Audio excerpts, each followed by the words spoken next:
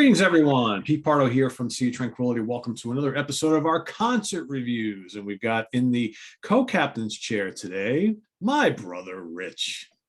Hi, everyone. And as you can see by what's behind him, today's review is all about the Dream Theater concert on March the 9th, just 2 days ago at the Count Basie Theater in Red Bank, New Jersey.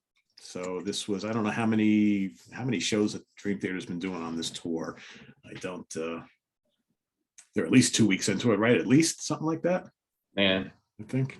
So this show was, God, I don't know how many times I've seen Dream Theater, 20 something times. So we both try to, something Rich and I try to do every single tour is we go check out Dream Theater together. It's become kind of a tradition, and this is actually the second time I've seen them in this particular theater, and I like this place. I think it's it's a nice place, got good sound. It's a nice size for them. I think it generally pretty much fills up, so yeah, definitely a good place. Yeah, I don't know how many it holds, but I'm guessing probably in the neighborhood of like 2,000 to 3,000, I would think. No, I don't think that many. Not quite that high. Okay. Maybe I think 2 is probably the limit. Okay. Yeah. For those of you living in like the tri-state area, I'm trying to think of what to compare it to. It reminds me of the Palace Theater up in Albany, similar size. Also, maybe like the Wellmont is similar size. It's definitely not as big as the Beacon Theater, but it's kind of that style of a place. And maybe the Paramount Theater.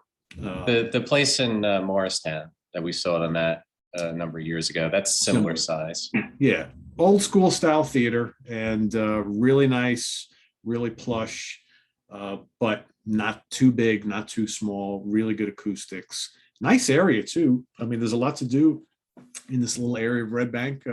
We have this favorite little Mexican hole-in-the-wall restaurant that we go to for some spectacular tacos, but there's a couple breweries in the area. There's some good restaurant and pubs and shops and things like that, so there's plenty to do.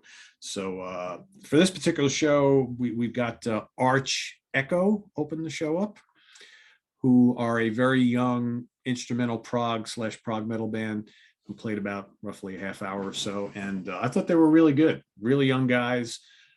Some really nice arrangements. They sound very Dream Theater-ish, but without the vocals, obviously, maybe a little bit more technical if that's even possible. But if you like that instrumental kind of prog metal type of thing, I thought they were pretty damn good. I'd be interested in hearing more from them. Yeah, I agree. Yeah, very much the Dream Theater sound.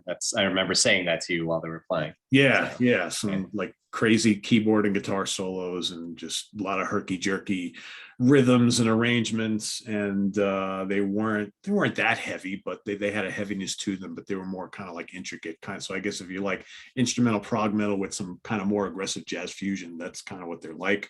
And I dug them. I thought they were good. And so Dream Theater came on. They played roughly. It was about 2 hours. About 2 hours, right? And only, not a lot of songs. This was. That was 10 songs. 10 songs. 10 songs, which, it's considering how long their songs can be. That's not really surprising. And they played a good chunk of the new album, which I'm all for, right? So we got, starting off, we got The Alien off the new album, which is a good opener. It's a good song.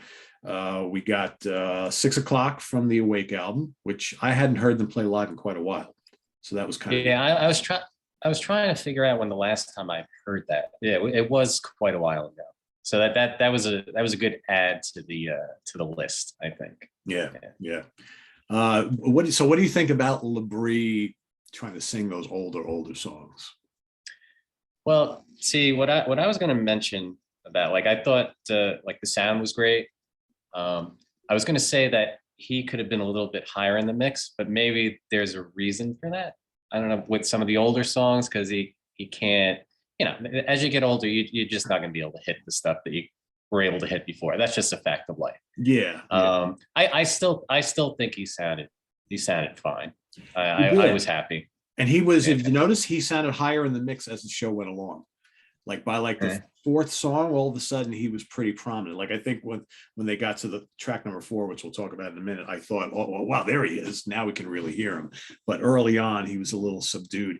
And we were both remarking throughout the show how like animated he was at this particular show. Because sometimes you go to see Dream Theater and he doesn't say a hell of a lot in between songs, but he was like bouncing around the stage and chatting the audience up in between every song, telling jokes. I haven't heard him do that in a while. So I was like, either he's in a really good mood about something or he had a couple drinks before the show. I don't know. But Labrie was like, he was in very good form, I thought, and very lively, big time. Yeah. I'm still not convinced about the mustache, but that's my own personal. That's it. That's his signature look now. So I guess, we got to live with it. But on some corpse paint, he could look just like King Diamond at this point, the way he was.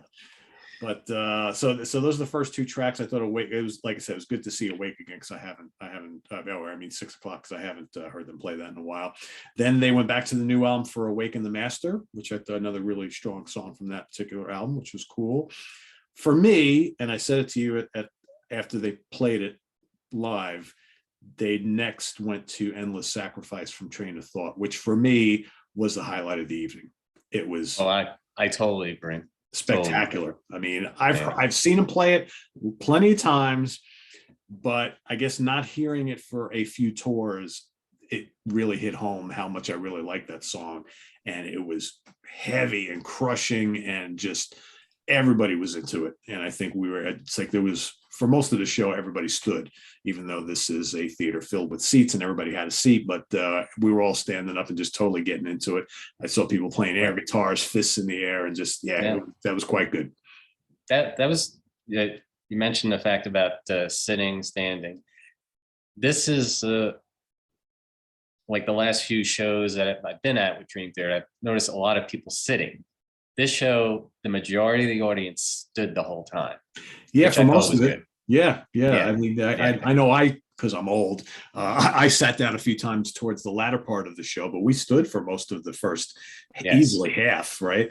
But, I mean, when you start getting a bunch of tunes that are 15, 20 minutes long and, parts are kind of mellow, parts are heavy back and forth, and you've already been there an hour and a half. And I'm like, okay, I'm going to sit down for a little bit, but I would sit down and get up. Yeah. But Endless Sacrifice, that's probably, I didn't realize it, but that's one of my favorite songs that they play. And I just, it was great tune. Yeah. And a lot of people have remarked that on this tour, the stage is very barren. So obviously Dream Theater have gone by the route of not bringing all the amps out with them, using the Kempers and all that kind of stuff. So it's, unfortunately, that's kind of the world we're living in now, where you can go out on tour as a big band and you don't have to lug around all these amplifiers anymore because everything goes direct. And does it look less cool? Like less of being at a rock show? I absolutely agree with that, because there's nothing like seeing the band up there with the walls of amps, and I get it, but if you're not paying attention to the visual aspect of it, you're just listening, it doesn't sound any different. No, it doesn't at all. And bands can't afford to be lugging around all this equipment and just adding extra costs. It's just not going to work. And you know what? Visually, I loved all the videos that they were playing. Yeah, it was pretty cool. I've always loved that about Dream Theater. They always, their graphics and the video stuff is really good, and I love watching that as the show is going on. So I'm fine with that. I don't need all the, the old style arena, wall to wall amps, a wall of amps sitting there. I don't need that. I'm fine with that. Yngwie Malmsteen, we're talking to you, buddy. So from there, we went to Bridges in the Sky from A Dramatic Turn of Events. That was quite good. Yeah. Again, probably not a song they have revisited since that tour, I would guess. And I really enjoyed that quite a bit. After that, we went back to the new album with Invisible Monster, which is one of the catchier songs on the album. I enjoyed that quite a bit. That was pretty cool. Then a surprising song, About to Crash from 6 Degrees of Inner Turbulence. Again, I'm trying to remember. Have we ever heard that? Live, I don't think so. Don't think so. So they this was a really interesting set list because it was, half the set was from the new album and the other half was some stuff that they just don't play live much at all. Yeah, There was no, really nothing here in this entire set. Maybe if you look back on 6 o'clock way back in the day, they played quite a bit, but they don't yes, often go there anymore. So this whole set is like really for the Dream Theater completist who is very familiar with all the albums. If you were just wanting to see greatest hits of Dream Theater, you're not getting it at all on this no, show, which no. I'm okay with, because that's Yes. one of the things one of the reasons why I go to see them so often is because you're going to get a different show every single time. Yep. I still remember the time we saw him in the city. I forget which place it was. And it was the acoustic set. And there was a sign outside. If you're expecting Pull Me Under or whatever, don't come. Not happening. Yeah. So this is kind of like that. It's like you're expecting some of the hits. No, you're not going to get it. But you know what's really cool, because they're playing stuff they don't normally play. So yeah. And I thought it was great. So after About to Crash, we got probably my second favorite song of the night, which was Ministry of Lost Souls from Systematic Chaos. That was really good. And again, for those of you who know this band and know these songs, these are all pretty long songs, most of them. And especially like the latter half of the set. Well, that's how the latter half of the set, all of a sudden, it's just everything was a long song. All epic, one after another. And but I didn't feel like there were any downtime where you just sit down and like, oh, it's getting too much. I didn't feel that. True. I felt that in the past sometimes at some shows where I thought their choice, the long song that they had, I didn't need to sit through all that. This show, for some reason, I didn't feel that. It was great from beginning to end. Yes, towards the end, it felt like it was a little bit getting fatigued, but it was still good. I'll put it to this way. This was not like when we sat through the Astonishing show and like 45 minutes into it, I was already looking at my watch going, my God, I am bored out of my mind. Right. Yeah. This was fun because it was like, you didn't know. And again, we had the set list. We were looking at the rest of the tour dates, but it was like, you're hearing songs that you don't see them perform regularly, and maybe even songs that you may not play regularly, but that's the cool thing about it. And it was a really good mix of things from albums that they haven't dipped into a lot. And I thought Ministry of Lost Souls was great because that's just a good, dark, heavy tune. Petrucci was spectacular throughout this entire show. He is, to me, he was the star of the whole performance, not even close.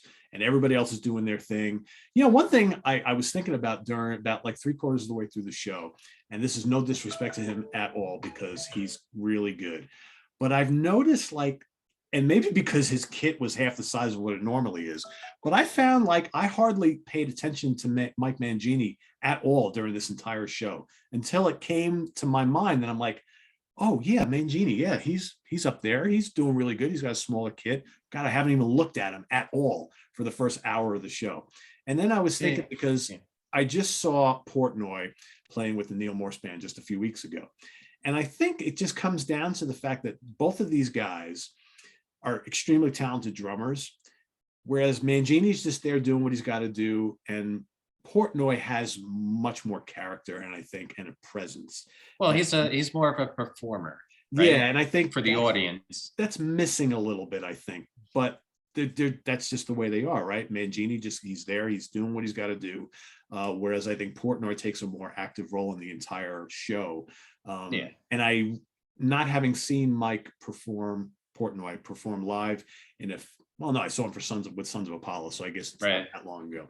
But seeing him in a really small place in Albany, seeing him up there with the Neil Morse Band, I really appreciate what he brings to the table. And again, this is no disrespect to Mike Mangini because he's a terrific drummer, but it's just weird how I went like an hour into this show before I even looked at him once and paid any attention to what he was doing.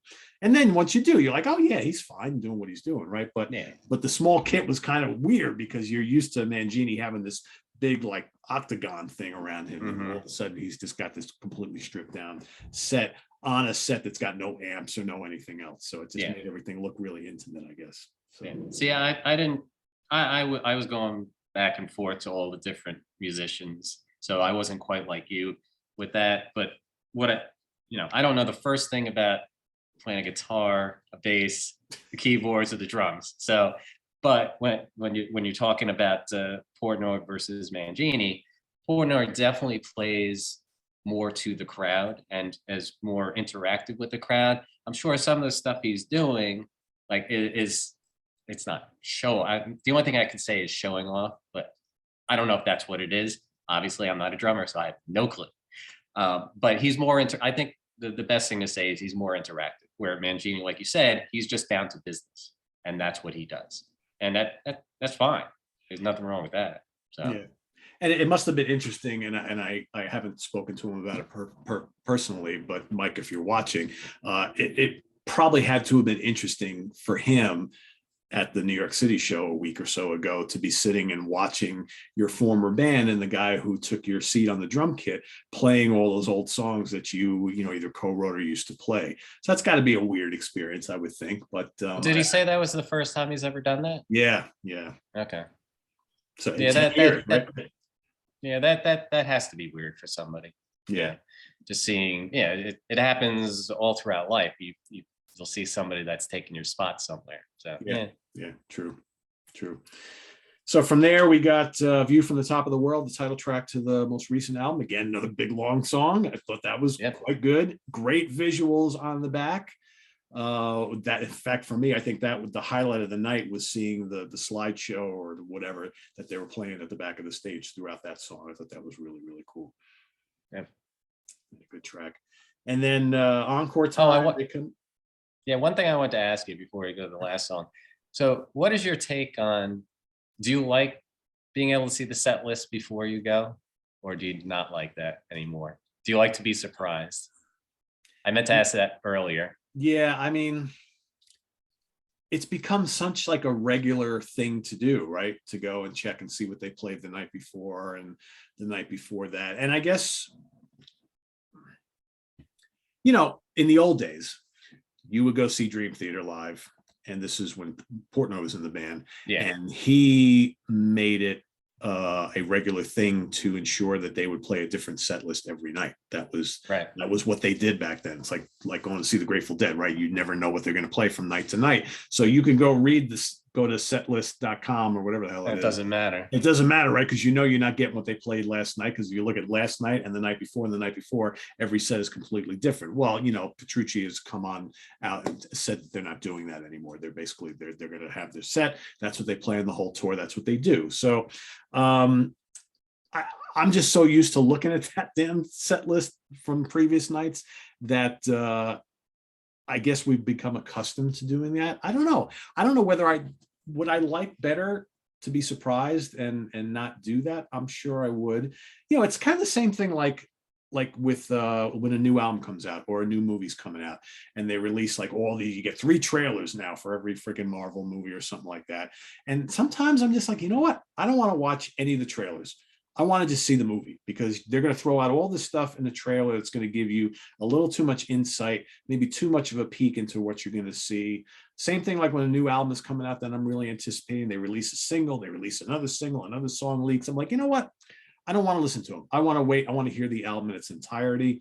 There are some shows that I go to where I don't look at the set list from previous nights. There are some that I do. I don't, part of me, based on how I feel about the movies and albums, I probably should just stop doing that, because I think it's almost better to, especially if it's a band that the material really, really well. It's not like you're gonna be like, what is that song again? And sometimes with Dream Theater stuff, because their songs are so involved and there's so many long songs and they have a lot of long albums, I don't always recognize some of these tracks like immediately when I first start hearing them until I get it. You know what I'm saying? So I think that's why with a band like Dream Theater, I'll do that more often than others. Like if I'm going to see, Black Sabbath, or I'm going to see Iron Maiden, or Judas Priest, I know all these songs like I really, really well, because it's different type of music. So I don't know. It's a great question. Yeah, I just, that came to mind like the other day. I was wondering what you thought about that. For me, once it's out there, I'm gonna go look. It's hard not to, right? Yeah. And so if you go if I'm by myself, sometimes I won't look, but I'm usually always with other people at these things, and everybody's always looking. It's like, well, yesterday they played this. Oh, they didn't play that tonight. What's that? So it's like you kind of get sucked into it all, but I don't know. So title track of the new album finished off the regular part of the set, and then they came back and they dipped into Black Clouds and Silver Linings with the Count of Tuscany, which we were both talking about that we hadn't Heard seen that once. Yeah. But I just think that once I- tour, right? They played at that tour, Yeah. and that Yes. was it. And I really liked that. I thought it came across really well. It's a very kind of symphonic song, and the visuals were really good as well. And I thought that extended piece where Petrucci's doing all the kind of like volume swells on the guitar, it's just basically him, and that was really well done. It kind of was like this like Pink Floydy moment almost. Yeah. But yeah, that was really good. And yeah, I mean the crowd was just totally into it the whole time, and they seem really appreciative of it. And you have to, they're probably getting that kind of response every night. But yeah, it was good. It was good. 2 hours went by fairly quick. It didn't lag at all. And I thought the set list was great. I don't care that we didn't hear the 5 or 6 songs that everybody would anticipate that they would play, because I like to be treated to the unexpected. So yeah, it was good. It was good. No, I agree. I thoroughly enjoyed the show, and yeah, like you said, there was no lagging times. It just it went right along, and it was good, enjoyable. Yeah, sound was great. And again, I just Petrucci's just a monster. He's just so good, so good. And he's like the ringleader now. You can really tell. I've known it for a while, but like the last couple of tours, you can kind of tell it's like he's the one who's giving all the cues. He's the one at the end of the show who's going up and doing all the bows in front of everybody and making sure everybody's out there and throwing out the picks, and tremendous guitar skills. He's doing all the backing vocals now, and it's throwing picks at LeBray. Yeah, that was kind of funny. He's like, it's like, you stop throwing picks at me. But it was good. They seem to be having a good time, and you never can tell with John Mayong, right? Because he never smiles, and they get done, he walks off the stage, and it's like they have to like pull him back in for the encore. I get it, he's not that guy, but No, he was really solid. Yeah, and very high up in the mix, I thought, which is good. Yes.